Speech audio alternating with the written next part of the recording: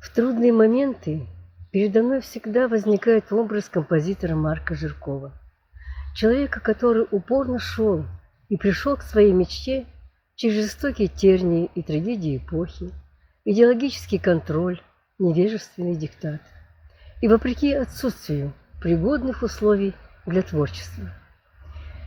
Его сила духа поражает меня, ведь он продолжал творить и тогда, когда было уничтожено все то, чего он достиг невероятными человеческими усилиями, и то, что мог совершить только он, Прометей якутской музыки. Всего за 11 лет творчества одного человека был совершен, можно сказать, космический скачок от хомуса к симфоническому оркестру, от олонхо к опере, от усохая к балету. Жирков – организатор студийного обучения, воспитатель первых поколений музыкальных кадров, первых народных заслуженных артистов и деятелей, создатель музыкального начального и среднего образования, композиторской школы, фольклористики, музыковедения, автор первых научных трудов о якутской музыке и ее художественной концепции, перспективе, которым следуют сегодня новые поколения, развивая живую и неиссякаемую силу еще не до конца осмысленного его творческого наследия, его творческого подвига. А ведь он – основополагающая фигура профессионального музыкального искусства Саха. Марк Николаевич Жирков родился в городе Вилюйске по новому календарю 8 апреля 1892 года в день Святого Марка.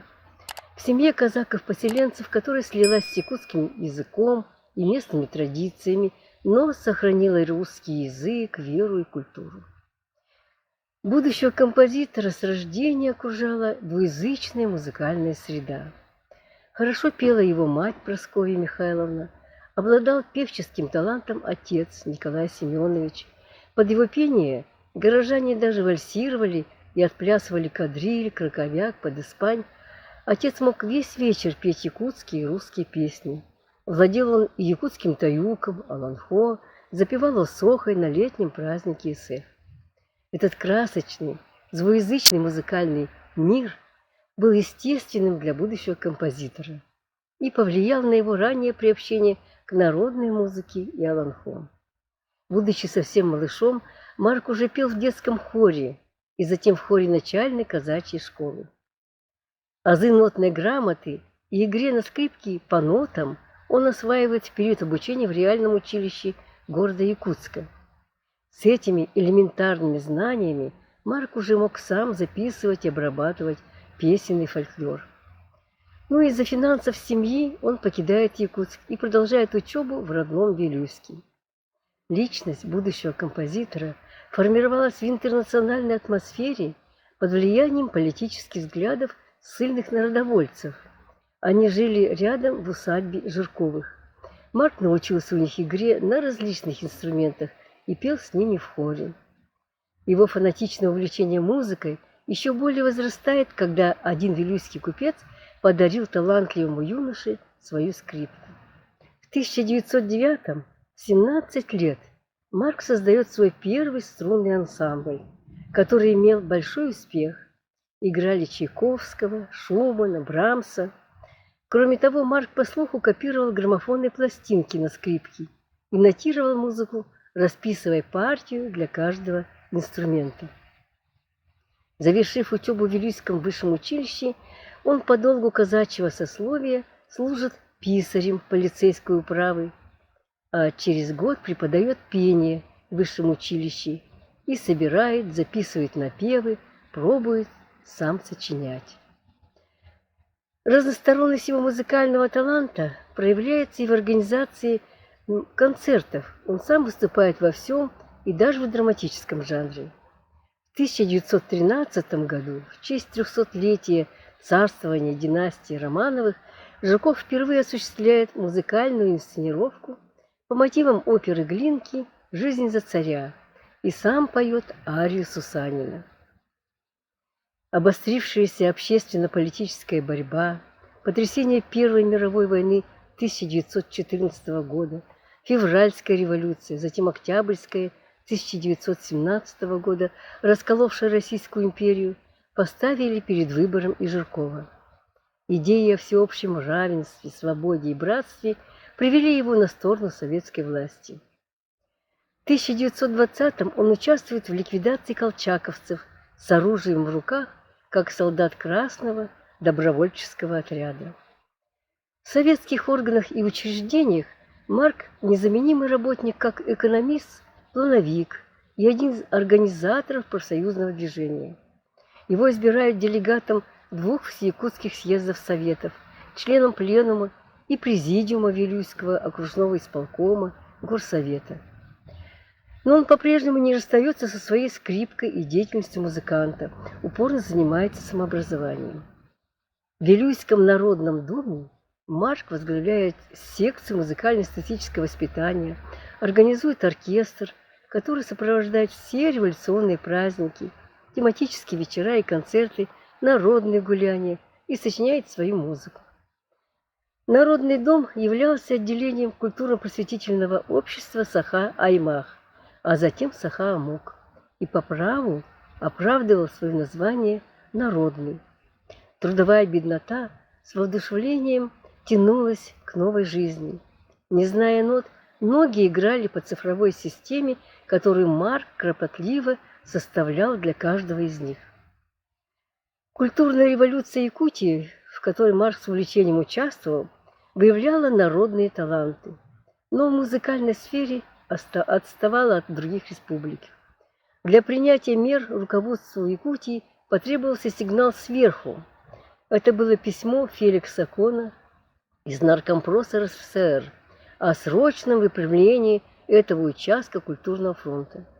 Тут же и критик Иванов Кюнде выступил с тезисами о якутском искусстве и литературе.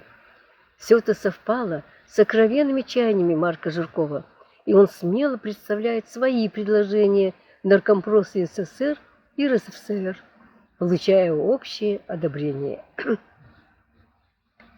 Вот так и получилось, что Жирков оказался единственной кандидатурой, на кого руководство республики могло возложить титанический труд создания профессиональной якутской музыки и воспитания музыкальных кадров.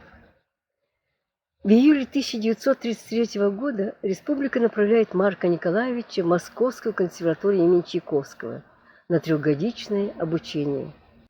А в ту пору ему было уже 41 год, и 20-летний опыт музыканта-любителя, хормейстера и дирижера, и горячее стремление вывести якутскую музыку на путь профессионального развития.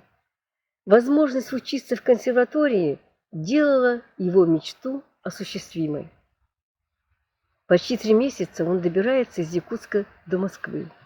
Обучение в консерватории проходит по индивидуальному плану в классе композиции доцента Дубовского, который оказался сверстником своего студента. Только через кропотливый и упорный труд Марк Николаевич осваивает сложные дисциплины композиторской профессии и делает первые обработки якутских мелодий. С дальновидностью он организует в Москве хор из поющих студентов Якутской драматической студии ГИТИСа, театрального института имени Луначарского. Необычная для москвичей программа якутских песен вызывала живой интерес столичной публики.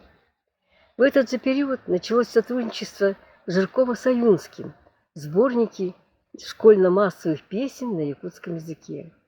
А в мае 1936-го Марк Николаевич проходит успешные испытания перед экзаменационной комиссией консерватории. Он показал, что получил необходимые навыки для композиторской деятельности. Вместе с ним в Якутск возвращались и выпускники ГИТИСа, участники его студенческого хора. Композитор рассчитывал на них, чтобы в Якутске продолжить этот ценный опыт. Начинался новый якутский этап в судьбе талантливого самородка Вилюйской земли. Возвращение Марка Николаевича Жиркова в Якутск после Московской консерватории обозначило кардинальный поворот в удручающем состоянии музыкальной сферы. Первым делом он организует в октябре 1936 национальный многоголосый хор, в который вошли и участники его московского хора. Уже в ноябре хор дает свой первый концерт, где впервые звучит и авторская инструментальная музыка композитора. Обучающий процесс хора сочетается с производственным планом. В первый же сезон было дано 67 концертов, звучало 33 песни, 57 соло, 9 новых произведений инструментальной музыки, имелись 3 национальных танца. Все это результат работы руководителя и композитора, хормейстера и педагога, дирижера Жиркова. Сочинению музыки посвящались короткие перерывы, ночные часы и выходные дни. Важным моментом является сочинение Жиркова музыки к финальной сцене драмы Аюнского «Туяр-Мако», в основу которой положен сюжет самого масштабного якутского ланхо «Джилурияр Нюргунботур» «Нюргунботур стремительный», воссозданный Аюнским. Театр поставил этот фрагмент к юбилейному декаднику писателя в апреле 1937 года.